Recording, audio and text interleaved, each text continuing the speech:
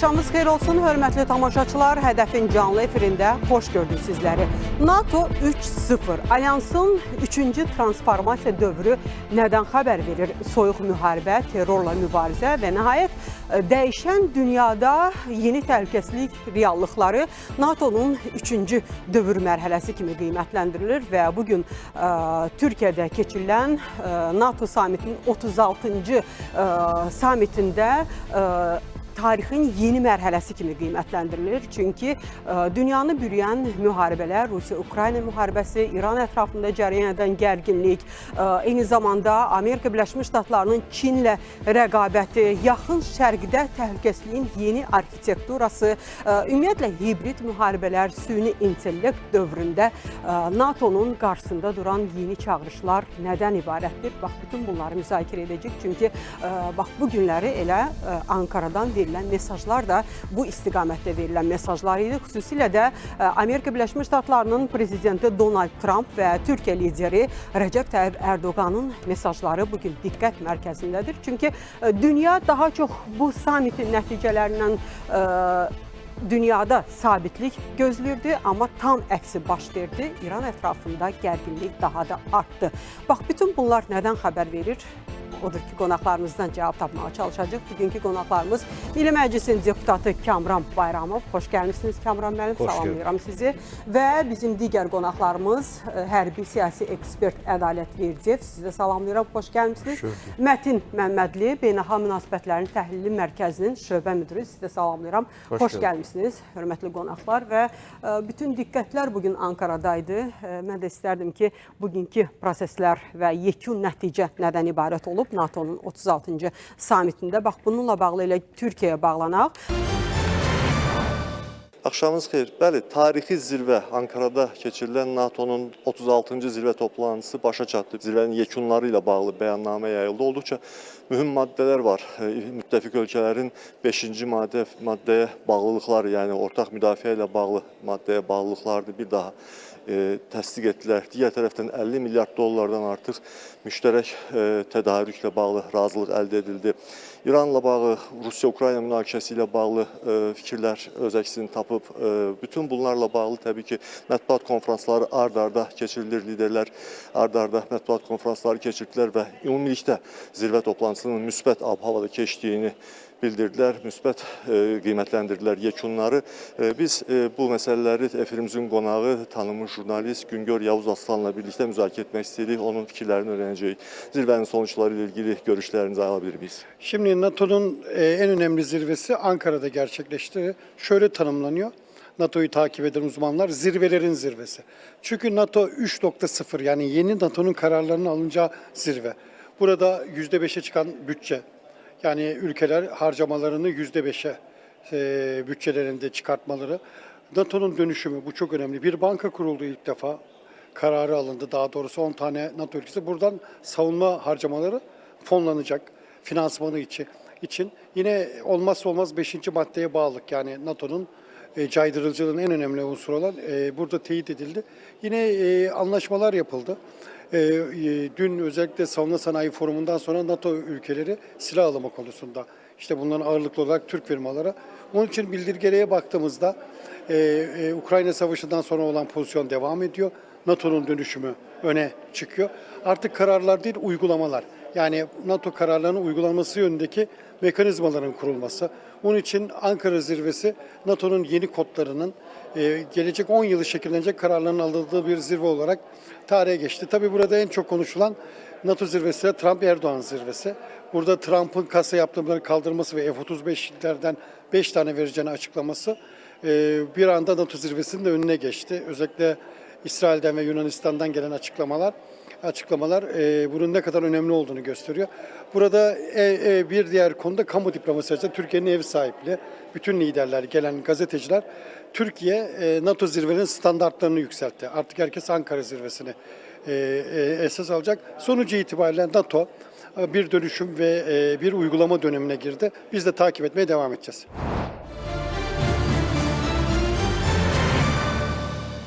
Bəli, hörmətli tamaşaçılar, həmkarım Türkiyədən ən son məlumatları çatdırdı. Yalçın Tahiroğlunu müsahibi ilə birlikdə eşitdik və müzakirələrimizə start veririk. Kamran müəllim, NATO samiti kifayət qədər kritik mesajlarla yadda qaldı. Çünki sanki Donald Trump dünyanın yığılan dərdini Ankarada bölüşdü. Və bu kritik mesajları necə qiymətləndirmək olar? Sabitlik gözlənilirdi, İranla bağlı müsbət mənada mesajlar gözlənilirdi, amma bunun tam əksi baş verdi və xüsusilə də İranla atəşkəs artıq bitdi dedi. Bu, Amerika Birləşmiş Ştatlarının İran doktrinasının yeni bir mərhələsi idi, yoxsa nədən xəbər verirdi? NATO danışırdı, yoxsa Trump danışırdı? Əslində biz onu unutmayaq ki, bu günlərdə Ankarada keçirilən NATO sammiti dünyada gərginləşən vəziyyət fonunda, eyni zamanda NATO daxilində müttəfiqlər arasında kifayət qədər ciddi şəkildə qarşıdurmaların, fikir ayrılıqlarının baş verdiyi, hökm sürdüyü bir ərəfədə keçirilir və bu sammitin də keçirilməsi, sammitin çərçivəsində keçirilmiş görüşlərin, aparılan müzakirələr ondan xəbər verir ki, həqiqətən də bu fikir ayrılığı, bu qarşıdurmalar kifayət qədər ciddidir və burada təbii ki, Amerika Birləşmiş Ştatlarının belə deyək, prezidentinin bəyanatları, onun atdığı addımları, verdiyi qərarları ondan xəbər verir ki, bugünkü gündə Amerika Birləşmiş Ştatları hazırda olan və bundan öncə hökm sürən vəziyyətlə barışmaq iqtidarında və arzusunda deyil. İllər boyu NATO'nun maliyyə tərəfinin təmin edilməsi, belə deyək də, silahların istehsalı ilə bağlı, eyni zamanda quru qoşunların kontingentinin artırılması ilə bağlı Amerika Birləşmiş Ştatlarının kifayət qədər böyük bir payı var idi və Donald Trump tərəfindən son bir neçə ayda verilən mesajlar onu deməyə əsas verir ki, bugünkü gündə Amerika artıq bu vəziyyətlə barışmayacaq və artıq müəyyən fikirlər və planlar da səsləndirildi ki, hərbi kontingentin belə deyək, həcmi azalacaqdır. Yəni ki, Amerika Birləşmiş Ştatlarının regional mövcudluğu, regional hərbi mövcudluğu azalacaqdır. Bu təbii ki, belə deyək də, nüvə çətrinə aid deyil, daha çox quru qoşunlara aiddir, təyyarələrə, hərbi təyyarələrə aiddir.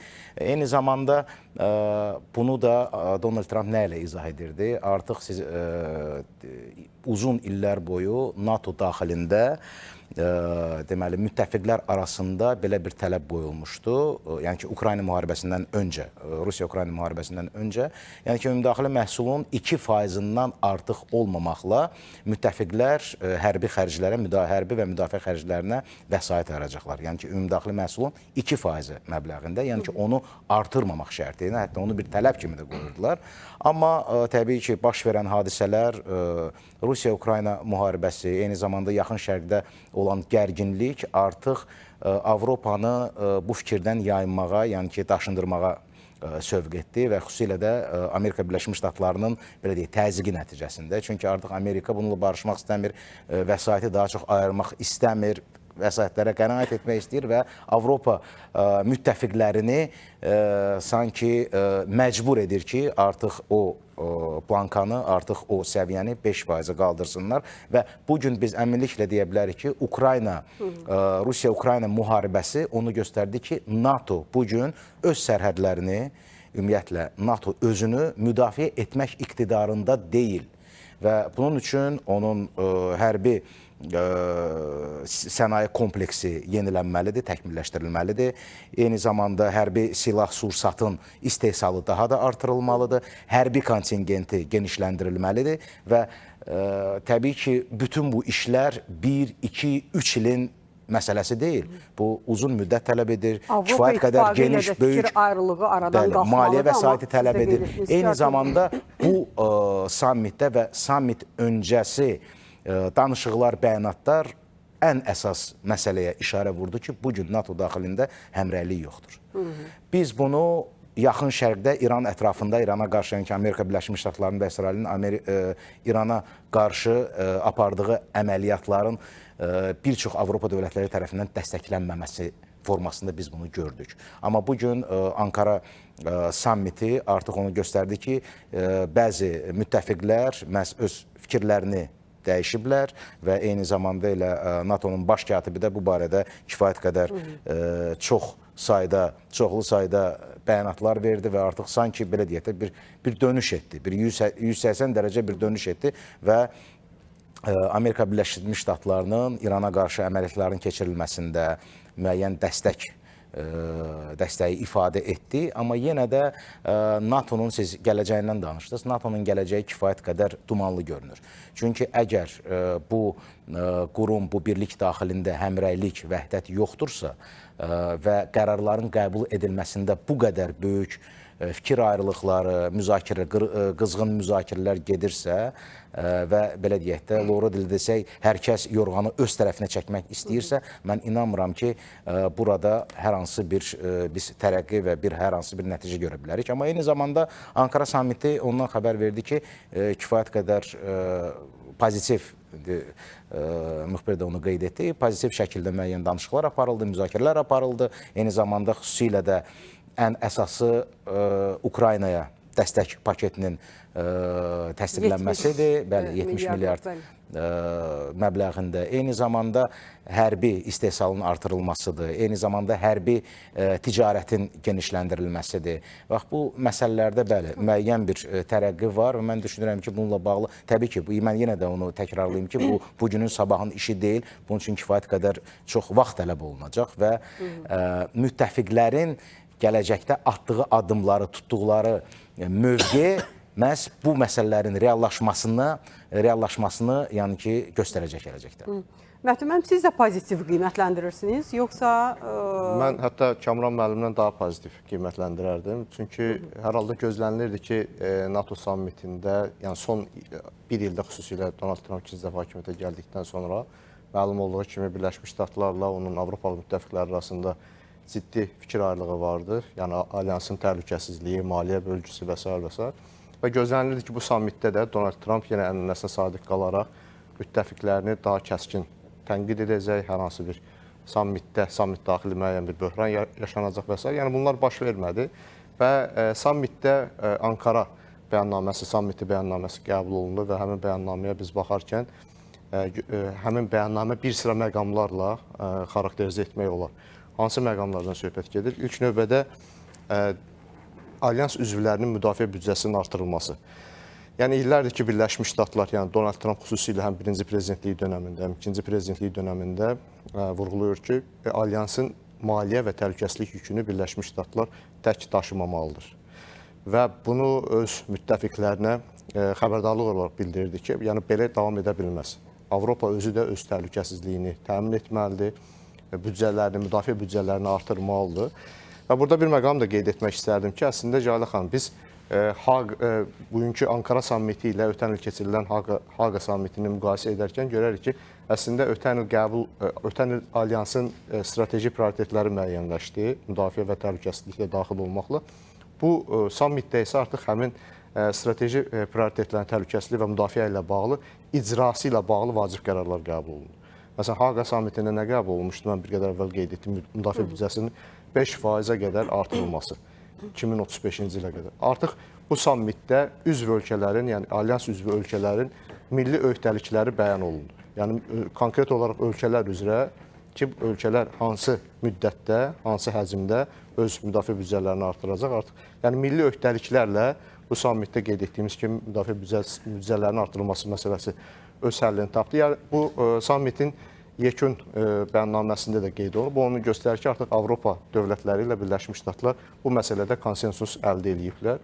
Digər vacib məsələ Rusiya növbəti dəfə uzun müddətli təhdid kimi qəbul olundu. Yəni, ötən Haqa sammitində də, hətta Haqa sammitindən də əvvəl də 2022-ci ilin məsələn yayında Madrid sammiti keçirildi və Madrid sammitində NATO-nun strateji sənədi qəbul olunub.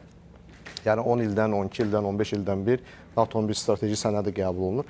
Həmin sammitdə NATO alyansa birbaşa təhdid kimi qəbul olunur. Və ondan sonra hər il keçirilən ənənəvi sammitlərdə də Rusiya təhdid olaraq qəbul olunur. Yəni bu mövqe dəyişməz olaraq qalır. Yəni Rusiya yenə də alyansa əsas uzunmüddətli təhdid kimi xarakterizə olunur. Və 5-ci maddə. Son bir il yarımda daha dəqiq desək, Vaşinqtonla Avropa dövlətləri arasındakı o fikir ayrılıqları belə bir rəy yaratmışdır ki, artıq 5-ci maddəyə bağlılıq şübhə altına alınırdı. Yəni mübahisələndirilirdi ki, həqiqətən də NATO-ya ciddi təhdid yaranarsa, hücum olarsa, alyans üzvləri həqiqətən 5-ci maddəyə bağlı qalacaqlarmı? Və burada Ankara sammitinin yekun bəyannaməsində də 5-ci maddəyə bağlılıq xüsusi qeyd kimi vurğulanır. Və Ukraynaya yardım məsələsi. Bilirsiniz, əvvəlki sammitlərdə də biz Haqa sammiti ilə müqayisə etsək, orada da qeyd olunurdu ki, Ukraynaya yardım davam etdiriləcək və s. ümumi sözlərlə, ritorika ilə. Amma bu sammitdə, yəni bu sammiti fərqləndirən ondan o məqam var ki, yəni bu sammitdə konkret olaraq 70 milyard avroluq 2026-cı ildə Ukraynaya yardım məsələsi öz əksini tapıb və 2027-ci ildə də ən azı bu qədər, bu həcmdə yardımın Ukraynaya edilməsi gözlənilir, qeyd olunur. Yəni bu göstərir ki, artıq Ukraynaya dəstək məsələsi də artıq konkret öhdəliklərlə, konkret rəqəmlərlə, konkret büdcələrlə qeyd olunur ki, bu da vacibdir. Xüsusilə də Rusiya-Ukrayna müharibəsi indiki mərhələsində Ukraynaya dəstək baxımından. Və müdafiə sənayesi məsələsi. Və burada mən hesab edirəm ki, NATO tarixində ilk dəfə idi ki, müdafiə sənayesi məsələsindən bu qədər diqqət ayrılırdı. Hətta müdafiə sənayesi forumu keçirildi və burada əsas maraq ondan ibarətdir ki, yəni son illərdə NATO ölkələrində müdafiə sənayesi sürətlə inkişaf edir və bugün sammitin keçirildiyi Türkiyədə daxil olmaqla ölkələr maraqlıdır ki, öz necə deyərlər, yeni bazarlar tapsınlar, silah texnologiyalarını satsınlar və bundan da böyük gəlirlər əldə etsinlər. Müdafiə sənayesi məsələsi bu sammiti fərqləndirən əsas məqamlardan biri kimi qeyd edə bilərik. Ədalət müəllim, müdafiə sənayesi ilə bağlı xüsusilə də Türkiyə ilə əməkdaşlığa biz bir qədər sonra toxunacağıq. Amma İran ətrafında gərginliyin məhz bu sammit ərəfəsində Trumpın verdiyi mesajlar, necə deyərlər, əvvəl Trumpın sözü danışdı, sonra silahlar danışdı. Bunu nəzərə alsaq, nə dərəcədə pozitiv hesab etmək olar Əslində, sammitdə qəbul edilən bəyannamədə 3 əsas bənd var idi. Biri müdafiə sənayesi, yəni satın almalar, 50 milyard dollarlıq NATO özü üçün silahlar alacaq. Çünki Rusiya təhdid aradan qalxmayıb, Çinin artan bir gücü var. Çinin adı çəkilməsə də, Çin bugün sualtı qayıqda, atom sualtı qayığından hipersəs raketlərinin, qitələrarası ballistik raketin sınağını keçirdi. Digər tərəfdən Çin nüvə arsenalını artırır. Bütün bunlar paralel olaraq gedir. Digər tərəfdən isə təbii ki, daim olduğu kimi Rusiya, Avropa üçün, NATO üçün daha doğrusu real təhdid olaraq qalır. Buna görə də 50 milyard dollar, bunun da böyük bir hissəsi əsasən hava hücumundan müdafiə sistemlərinə, raket əleyhindən müdafiə çətirinin qurulmasına xərclənməsi nəzərdə tutulur. İran məsələsində isə daha əvvəl gözlənilməyən bir qərar bəyannamədə əksini tapdı. Buna səbəb İranın Hörmüz boğazı yaxınlığında 3 mülki yük gəmisini atəşə tutmasından sonra ABŞ-ın cavab reaksiyası. Buna NATO'nun baş katibi haqq qazandırdı və daha əvvəl Hörmüz məsələsində, İran müharibəsində kənarda dayanan NATO bu dəfə ABŞ-ın yanında dayandı. Və qəbul edilən qərarlardan da biri budur. İran nüvə silahına malik olmayacaq, bu bəyannamə 3-cü hissəsidir. Və daha biri də Hörmüz boğazında naviqasiya azadlığı. Baxın, orada birilərinin iştahı var idi ki, gəmilərdən rüsum yığacaqlar, beynəlxalq o qaydaları və s. kənara qoyacaqlar, amma bu artıq mümkün olmayacaq. Çünki bütöv NATO əgər belə bir bəyanatla çıxış edirsə, Rusiya bu İsrail deyil ki, ona, üzr istəyirəm, İran İsrail deyil ki, ona qarşı bəyanat səsləndirə. Bu qərara qarşı çıxa bilməyəcək. Bu çox mühüm məsələdir. Ən diqqət çəkən tərəfi odur ki, Trump Türkiyədən İrana zərbələr endirilməsi ilə bağlı əmr verdi. Yəni, bu hansı mesaj idi? Bu ilk növbədə ondan xəbər verir ki, Trumpın harda olmasından asılı olmayaraq, siyasətçi, diplomat və ya hərbiçi, hərənin öz funksiyası var. Hərə öz işini görür, harda olmağından asılı olmayaraq. Prezident Trump Amerikada deyil, amma onu əvəz edəcək, tutaq ki, vitse-prezident yerindədir, o qərarı verəcək. İkincisi, amma belə bir geniş miqyaslı zərbələrə təbii ki, Trumpın şəxsi qərarı idi və bu zərbələr bugün, sabah, bəlkə də o biri günlərdə davam edəcək. Nə vaxta qədər davam edəcək? O vaxta qədər davam edəcək ki, ABŞ zərbələrinə İrandan cavab gəlməyəcək. Əgər ABŞ vuracaqsa, İran cavab verəcəksə, o zaman ən azından ABŞ-ın zərbələri yeni olacaq və İsrailin də prosesə qoşulmağı istisna deyil.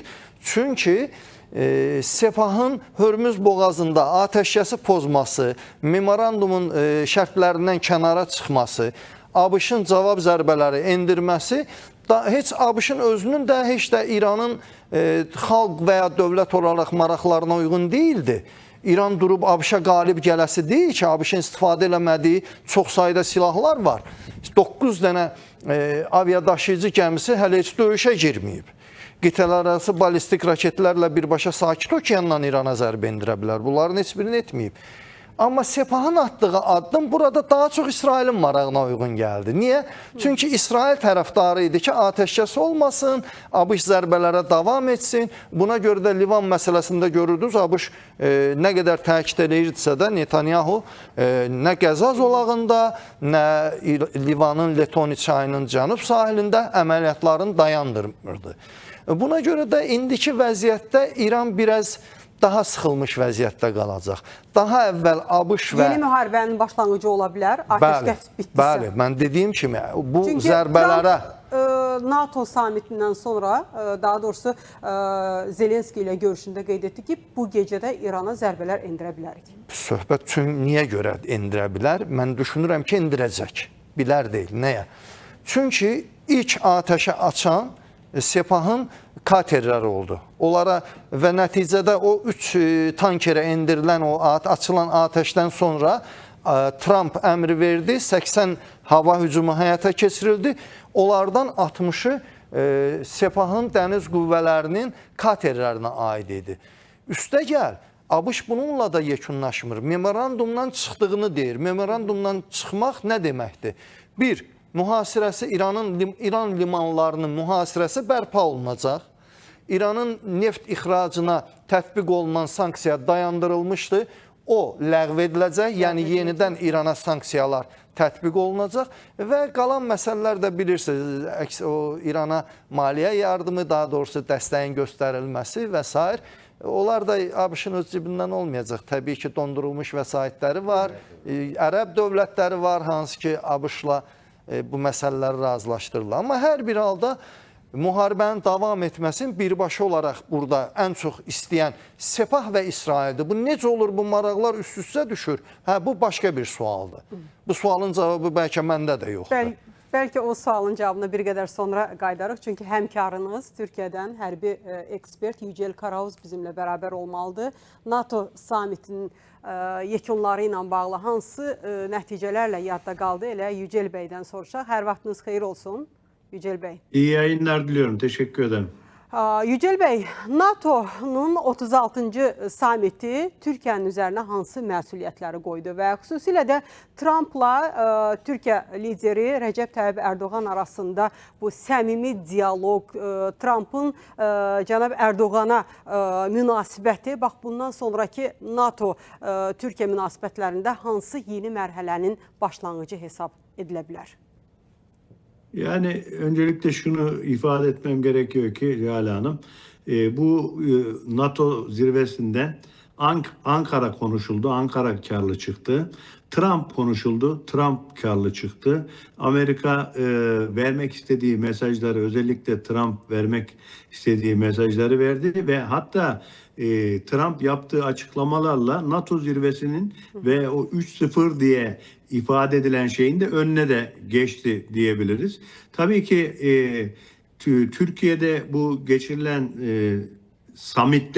summit'teki en önemli hususlardan birisi 50 milyar dolarlık bir savunma sanayi pastası diyelim. Bu pasta ve yeni dönemdeki yeni tehditlere göre bunun ülkeler arasında önceliklendirilmesi ve savaş lojistiğinin ön plana çıkarılması konusu. Dolayısıyla NATO 3.0 aslında bir devam edecek, 2035'e kadar devam edecek bir süreçti. NATO zirvesi vesilesiyle Türkiye'nin kazançlı çıktığı husus Amerika Birleşik Devletleri ile Türkiye arasında geçmişten beri kaynaklanan S-400'lerden itibaren süren yaptırımlar, F-35 konusu, F-16 konusu ve beraber özellikle hem NATO bağlamında Avrupa'nın güvenliğiyle ilgili hususlar ve sorumlulukların alınması hususu ve Türkiye'nin oynayacağı rol. Tabii ki Türkiye'nin oynayacağı rol özellikle Rusya-Ukrayna muharebesi dahil olmak üzere, Orta Doğu'daki hususlar dahil olmak üzere, Türkistan coğrafyası ve Kafkaslar'daki barış ve istikrarın, huzurun gelmesi hususu dahil, Ege ve Akdeniz'deki meydana gelebilecek gelişmeler bağlamında Türkiye'yi ön plana çıkartıyor. Ve Rusya ile beraber Rusya ile direkt konuşabilen tek lider Recep Tayyip Erdoğan, bu 32 NATO ülkesi içerisinde. Dolayısıyla Türkiye'nin bu önümüzdeki dönemde Rusya-Ukrayna muharebesinde alacağı inisiyatif olsun, İran'la ilgili konular, ben de önemsiyorum. İran'ın nükleer imkan kabiliyetinin bir NATO bildirisine, sonuç bildirisine yazılmış olması önemli ve bunun sonuçlarını biz yakın zamanda göreceğiz.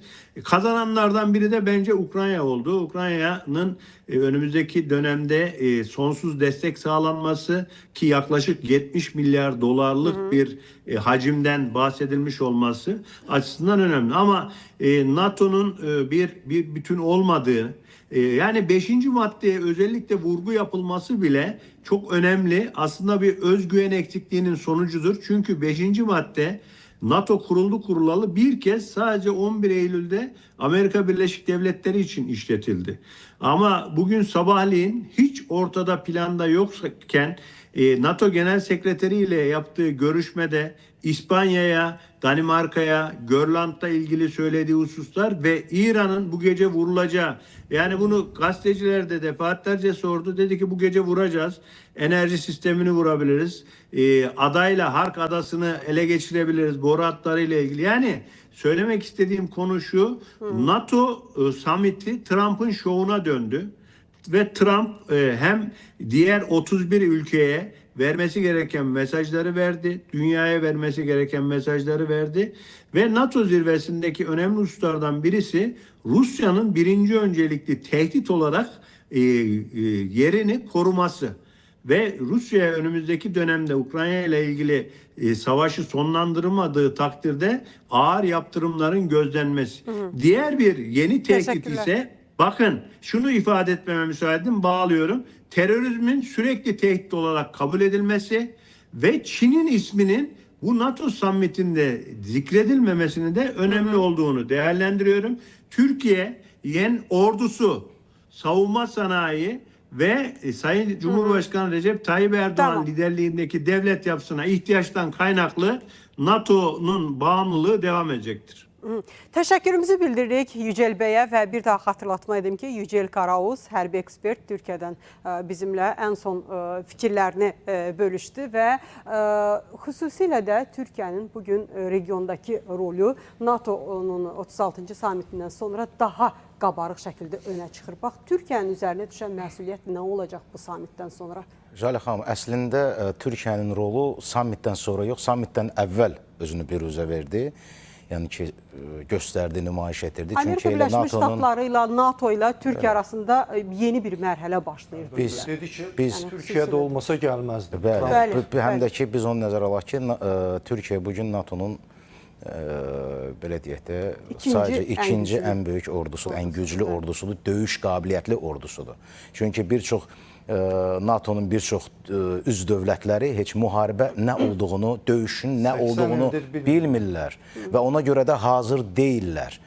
Bilirsiniz, hər şey bəyanatlarla həll olunmur. Real addımlar atmaq lazımdır. Nəzərə alsaq ki, bugün Avropa İttifaqı, NATO'nun üzv dövlətləri bugün Ukraynaya müəyyən dəstək, maliyyə vəsaiti formasında, hərbi sursat formasında, silah formasında yardımı göstərirlər, dəstək göstərirlər. Amma eyni zamanda özlərinin silahlanması, özlərinin hərbi sənaye kompleksinin gücləndirilməsi də gündəmdə olduğu üçün onu çatdıra bilmirlər. Və siz nəzərə alın ki, 100 milyardlarla dövlət büdcəsi olan deməli, ayrıcı bir belə deyək də, üz dövləti götürsək, siz təsəvvür edin ki, onun ÜDM-nin 5% nə qədər böyük bir məbləğdir və əgər o, belə deyək də, o faizi qaldırırlarsa, hərbi xərclərə o qədər pul xərcləmək istəyirlərsə, ayırmaq istəyirlərsə, siz nəzərə alın ki, hansısa digər bir sahədən onu kəsməlidirlər.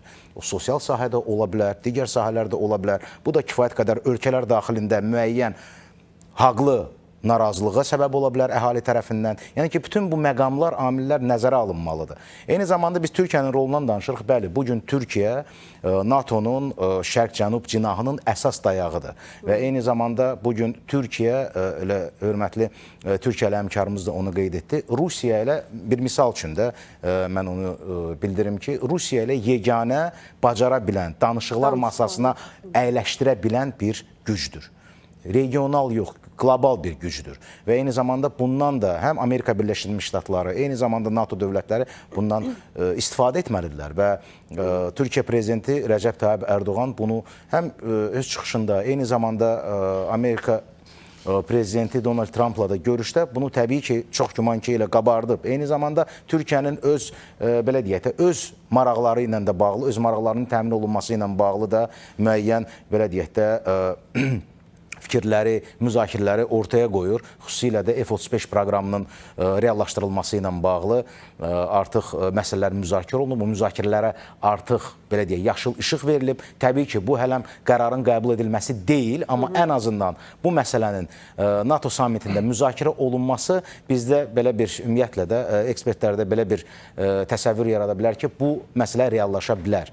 Və eyni zamanda Türkiyənin biz müdafiə sənayesindən danışırıqsa, elə Mətin müəllim də onu qeyd etdi ki, NATO samiti çərçivəsində müəyyən forum keçirildi, sərgilər keçirildi və bugün biz bunu etiraf etməliyik ki, Türkiyə müdafiə sənayesinin inkişaf templərinə görə elə NATO dövlətləri arasında birinci yerdədir. Dünyada da birinci yerdədir. Bugün bir çox dövlətlər, nəinki NATO-nun üz dövlətləri, bütün dünyanın müxtəlif dövlətləri bugün Türkiyənin qapısını döyürlər, növbəyə dururlar ki, onun istehsal etdiyi silahları, raketləri, dronlarını almaq istəyirlər. Yəni ki, bu baxımdan mən düşünürəm ki, Türkiyədən kifayət qədər geniş şəkildə istifadə olunmalıdır. Və Amerika Birləşmiş Ştatlarının prezidenti Donald Trumpın Rəcəb Tayyib Ərdoğana bəslədiyi münasibət, yəni ki, verdiyi dəyər, səsləndirdiyi bəyanatlar onu deməyə əsas verir ki, NATO daxilində ilk növbədə Amerika Birləşmiş Ştatları ilk növbədə Türkiyənin, yəni ki, bax, bu bacarıqlarına söykənir. Mətin müəllim, necə düşünürsünüz? Vaxtımız da çox az qalıb və ona görə xahiş edəcəm qısa konkret cavablandırmaq. F-35-lərlə bağlı vədi və sanksiyalarla bağlı vədinə əməl edəcəkmi Amerika tərəfi yoxsa? Jalə xanım, əməl etməsi ehtimalı artıqdır, yüksəkdir. Çünki Türkiyənin, həmkarımız da qeyd etdi, əhəmiyyəti və rolu xeyli artıb son dönəmlərdə.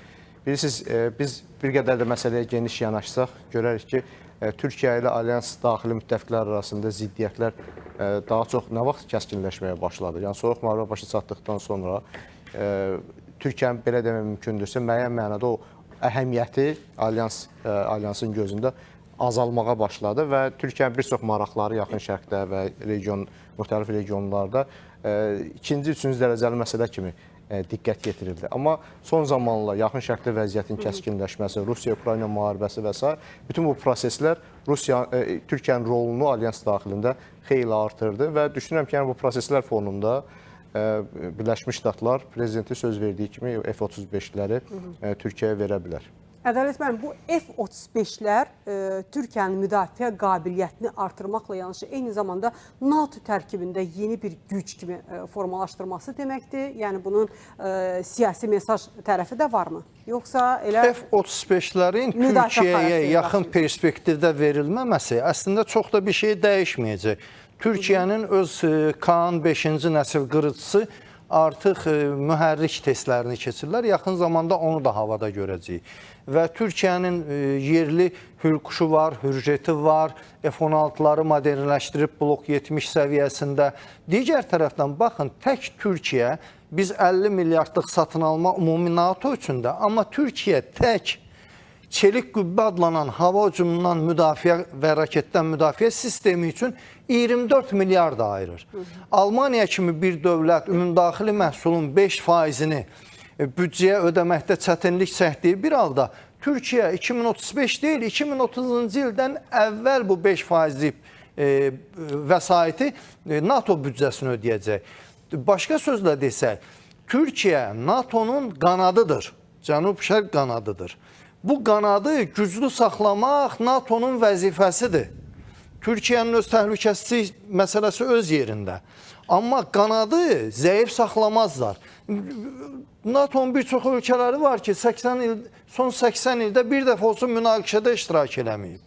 3-5 dənə təyyarəsi var, 1-2 dənə də tank aşağı yuxarı sürüblər, onda resursu bitib. Elə bilirdilər 2-ci Dünya müharibəsindən sonra müharibə olmayacaq. Amma indi görürlər ki, Rusiya 2029-2030 arası müdaxilə eləyə bilər. O zəif dövlətlərdən birinə, güclü bir dövlətə daha getməz. Ukraynada xeyli əziyyət çəkdi. Amma müdaxilə eləyə bilər. Bu müdaxilənin qarşısını almaq üçün nə lazımdır? Hava hücumundan müdafiə sistemi. İndi bütün dünyanın da oturub düşünə biləcəyi bir əsas məsələ var.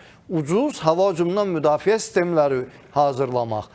Türkiyə kimi, Koral 2 kimi radioelektron mübarizə vasitələri almaq ki, üzərinə gələn təyyarələri, puaları və digər hava hücum vasitələrinin çaşdırmaq, onlara maneə yaratmaq, müdaxilə etmək. Bəli. Bu qədər. Türkiyənin artan gücü eyni zamanda Azərbaycanın və digər Türk dövlətləri təşkilatının artan gücüdür. Orta dəhliz bizdə, Zəngəzur dəhlizi bizdə, G20 sammitinə də dəvət olunan biz. Təşəkkürümüzü bildiririk, dəyərli qonaqlar. Təəssüflər olsun ki, artıq vaxt yekunlaşır və əlbəttə ki, NATO sammiti bundan sonra da elə bir çox suallarla müzakirə olunacaq və hədəfin bu dəfəki verilişində biz Ankaradan verilən mesajlar, NATO'nun 36-cı sammiti hansı məsələlərlə yadda qaldı, bütün bunları müzakirə etdik. Bizə baxdığınız üçün sizə də təşəkkürümüz var. Salamat qalın.